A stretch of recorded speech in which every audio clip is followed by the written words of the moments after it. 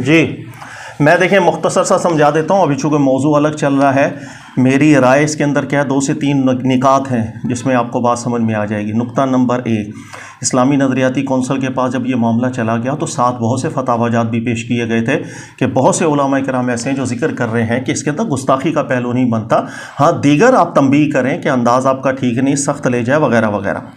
اچھا، ایک مسلمہ ضابطہ ہے، اگر آپ دیکھیں گے فقہ حنفی، شافعی، مالکی، حنبلی سب کے نزدیک متفقہ طور پر رسول اللہ صلی اللہ علیہ وآلہ وسلم فرمایا کرتے تھے، حسن نبی صلی اللہ علیہ وسلم ان تدرع الحدود بالشبہات، کہ جب ڈاؤٹس آ جائیں اور شبہات پیدا ہو جائیں تو کسی پر بھی حد تک جاری نہیں کی جا سکتی جب تک 100% معاملہ کلیئر نہ ہو، بالکل سورج کی طرح اشکار معاملہ نہ ہو جائے۔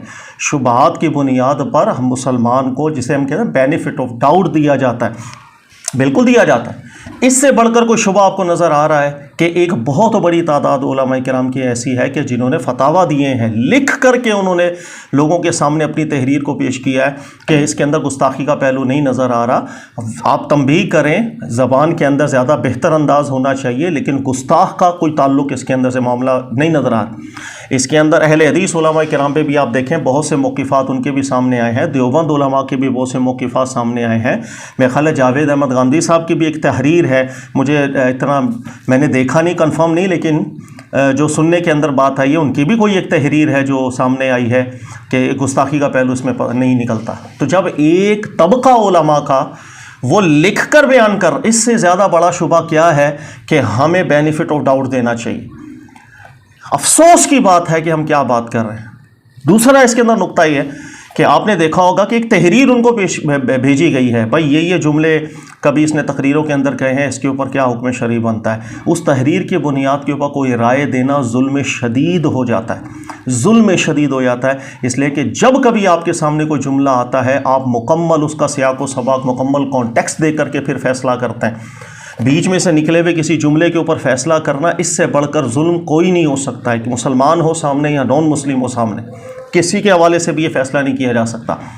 بلکہ اگر کوئی بیان ہے، یاد رکھیے گا، میں اس حق کے اندر بھی نہیں ہوں بیان کا صرف 2 منٹ پہلے سن لیا جائے یا بیان کا صرف 2 منٹ بعد کا سن لیا جائے۔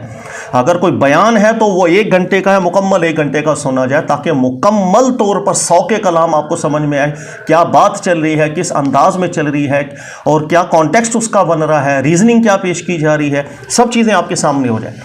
آپ ایک بہت ایکسٹریم لیول کے اوپر جا رہے ہیں، لہٰذا صرف ایک صفحے کے اوپر اگر چند جملے آپ کو لکھے مل جائیں کہ اس نے ایسا ایسا بولا اور میں اس پر فتویٰ دے دوں یا کسی کو گستاخ ڈکلیئر کر دوں، یہ ظلم شدید ہے۔ اللہ تعالیٰ ہمیں عافیت عطا فرمائے۔ اور تیسری بات، جو نقطہ میں اکثر سمجھاتا ہوں اپنے بیانات کے اندر بھی، کہ فتویٰ کوئی قطعی حکم نہیں رکھتا ہے۔ کسی بھی عالم دین کا فتویٰ ہو، اس کا یہ مطلب نہیں ہوتا کہ اللہ کی بارگاہ میں بھی وہی فیصلہ ہو گیا۔ ایک عالم کی رائے ہوتی ہے، فتویٰ حکم شرعی عند اللہ نہیں ہوتا۔ لہٰذا پورے پاکستان کے علماء بھی متفق، 100% متفق ہو کر بھی اگر کہہ دیں کہ ہاں یہ معاملہ گستاخی کا ہے، تو سر پھر بھی وہ عند اللہ گستاخی کبھی نہیں بنتی۔ ایک عالم کی رائے وہ کبھی بھی دیانت نہیں بن سکتی۔ لہٰذا کسی کے بھی بارے میں لاکھ بولتے چلے جائیں، قلم اٹھا کے آپ لکھ لیں، لیکن وہ اللہ کی بارگاہ کا فیصلہ نہیں بنتا۔ میں اس کے اندر ایک ریفرنس آپ کو دے سکتا ہوں، شیخ ابن تیمیہ صاحب کا ایک فتویٰ پڑھیے گا۔ آپ سے سوال ہوا تھا کہ ایک شخص خدائی دعویٰ کرتا ہے، میں خدا ہوں۔ آپ نے کہا اس سے بڑھ کر کفر کیا ہے؟ یہ کوئی پوچھنے والی بات ہے کہ اگر کوئی بندہ خدائی دعویٰ کرے؟ آپ نے لمبی چوڑی تقریر کی۔ اسی شخص نے دوبارہ سوال کیا تھا کہ سوال کے اندر ہی یہ جملہ بھی اس نے نقل کیا کہ یہ جو شخص ہے جو خدائی دعویٰ کر رہا ہے کہ اللہ کی بارگاہ کے لیے میں اس کی کوئی گنجائش بنتی ہے؟ تو شیخ ابن تیمیہ صاحب نے ذکر کیا بالکل بنتی ہے۔ میں نے کہا ہو سکتا ہے اللہ کی بارگاہ میں جب یہ کھڑا ہو تو یہ ذہنی توازن اس کا ٹھیک نہ ہو، یہ کوئی ایسی نفسیاتی مرض کے اندر مبتلا ہو کہ یہ ایسے اقوال، ایسی باتیں کر رہا ہے جو وہاں پر اس کو سزا کا عذر بن جائے اس کے لیے۔ تو شیخ ابن تیمیہ صاحب نے بھی ذکر کیا کہ ہماری جو فتویٰ جو ہوتا ہے وہ ظاہر پر ہوتا ہے، حقیقت کے اوپر نہیں ہوتا۔ حقیقت کا حال اللہ رب العزت جانتا ہے۔ کسی بھی عالم کے فتوے کو قطعی درجے کا حکم بنا دینا یہ بھی ظلم شدید۔ لہٰذا ایک عالم دین ہے، عزت اور قدر سب کی کریں گے۔ اگر انہوں نے ذکر کیا کہ ان کو یہ گستاخی لگ رہی ہے، سر بس یہ ایک ضنی چیز سے زیادہ معاملہ جا ہی نہیں سکتا ہے، نہ عند اللہ اس کو کافر بولا جا سکتا۔ ہمارے بلیو کریں آپ، مجھے میسیجز بھی کچھ ایسے ریسیو ہوئے تھے کہ قسم اٹھا کر کے بھی کئی لوگوں نے کہا اللہ کی قسم سر وہ گستاخ۔ میں کہا سر خدا کے واسطے قرآن پاک پڑھیں، اللہ کے کلام کو پڑھیں، اللہ ہماری کیسے رہنمائی کرتے ہیں، ہمیں نہ اصول پتہ نہ قرآن فہمی ہمیں پتہ، ہم چند فتاوی جات کی بنیاد پر عند اللہ فیصلے سنانا شروع کر دیے۔ سر یہ ہے وہ ترتیب سے 3-4 نکات جو میں نے آپ سے ذکر کی۔ اور سب سے آخری بات کہ مجھے نہایت افسوس کے ساتھ یہ کہنا پڑ رہا ہے کہ اسلامی نظریاتی کونسل اپنی قدر کھو بیٹھا ہے۔ سر چاہے آپ کو یہ بات اچھی لگے یا بری لگے، بالکل اپنی قدر کھو بیٹھا ہے۔ اتنی کچی بات، 2 طرح کے فتاوی ان کے سامنے آئے ہیں، پھر بھی اتنی کچی بات۔ ان کو صراحتاً لکھنا چاہیے تھا کہ یہ جملے بالکل ایسے، بلکہ پورا کانٹیکسٹ سننا چاہیے تھا۔ کانٹیکسٹ سننے کے بعد پھر انہیں اس کو موقع دینا چاہیے تھا کہ جس کی زبان سے جملے نکلے ہیں وہ کیا اس کے بارے میں بیان کر رہا ہے۔ اپنی وضاحت متکلم خود بیان کرتا ہے۔ کوئی دنیا کی ایسی کتاب ہے ہمارے سامنے رکھو، ہم بھی 10 باتیں اس میں سے نکال کے بیان کر دیں۔ متکلم خود وضاحت اپنی بات کی کرے گا، اس کو دیکھا جائے گا۔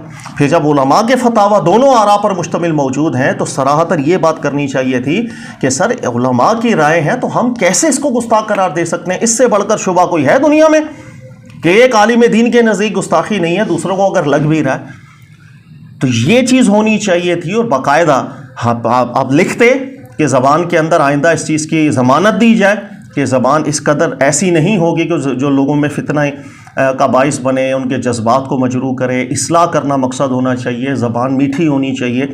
موسیٰ کریم علیہ السلام کو اللہ بھیجیں فرعون کے پاس، ظالم دنیا جان کا، خود اللہ قرآن میں نص کرے انہ طغیٰ، اس نے حد کر دی ظلم کی۔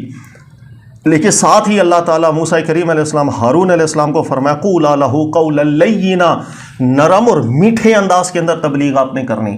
یہ اللہ کا حکم تھا۔ سر مجھے قرآن اپنے سامنے رکھنا ہے، اللہ کی رہنمائیاں مجھے سامنے رکھنی ہے، اس حساب سے میں نے دنیا کو چلانا ہے۔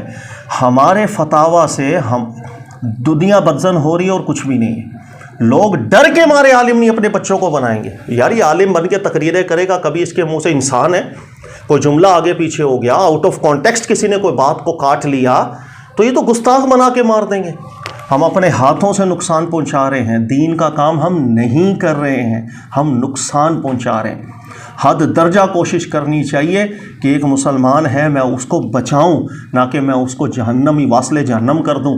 اللہ تعالیٰ عافیت دے، اتحاد رکھوں، چاہے کسی کا نقطہ نظر الگ ہے یار، وہ چلو سخت لہجے میں مجھ سے بات کر رہا ہے کوئی بات نہیں، پھر بھی میرے اخلاق سے وہ متاثر ہو جائے۔ سر سامنے والا ایک آنکھ دکھاتا ہے، 4 آنکھیں اس کو دکھاتے ہیں، یہ کیوں نہیں دیکھتا؟ وہ سخت لہجے میں بات کرتا ہے تو اس کو جواب دینے والے اس سے زیادہ سخت لہجے کے اندر جوابات دے رہے ہوتے ہیں۔ وہ سخت لہجے میں کوئی بات کر، آپ نرم لہجے کے اندر بات کر لیں، آپ مسکرا دیں آگے سے بات کرتے ہوئے، آپ سختی نہ لے کر کے آئیں، کتنا سامنے والا غصہ کرے گا؟ سر آزمائی باتیں کہ آپ کا نرم لہجہ سامنے والے کو بھی نرمی پر مجبور کر دیتا ہے۔ تو یہ ہماری بدقسمتی، اخلاق ہمارے گرے ہوئے، ہماری بنیادیں ٹھیک نہیں۔ ایک عالم کا لکھا فتویٰ شاید قرآن کی نص بن جاتا ہے ہماری، اتنی تو بنیادیں ہم نے لوگوں کی کمزور رکھی ہیں۔ ہم جو ہے شبہات کی بنیاد پر بھی کسی کو گستاخ قرار دے رہے ہوتے ہیں، کافر قرار دے رہے ہوتے ہیں۔ اور گستاخ قرار دینے کا مطلب پاکستان کے اندر یہ ہے آپ اس کو قتل کا جواز بیان کر رہے ہیں۔ اللہ قرآن میں فرماتے ہیں کہ کسی مسلمان کو قتل کیا متعمدن تو ہمیشہ کے لیے جہنم کا استحقاق ہے اس کے لیے۔ اتنی حرمت ہے ہمارے دین۔ یہ مختصر الفاظ میں نے ذکر کیے، اللہ تعالیٰ سمجھنے کی توفیق دے۔ میرا خیال ہے کہ یہ باقی جتنے علماء نے اس پر کلپ بنا دی ہے، مجھے بات کرنے کی اگر نہ بھی ضرورت ہوتی تو کوئی مسئلہ نہیں تھا، لیکن نہایت افسوس کی بات ہے، اتنا دل دکھ ہوا مجھے کہ میں اس کا لفظوں کے اندر اظہار نہیں کر سکتا ہوں۔ ہر سمجھدار شخص اسلامی نظریاتی کونسل کے وہ پیپرز پڑھ کر افسوس ہی کر سکتا ہے، اس سے زیادہ اور کچھ نہیں۔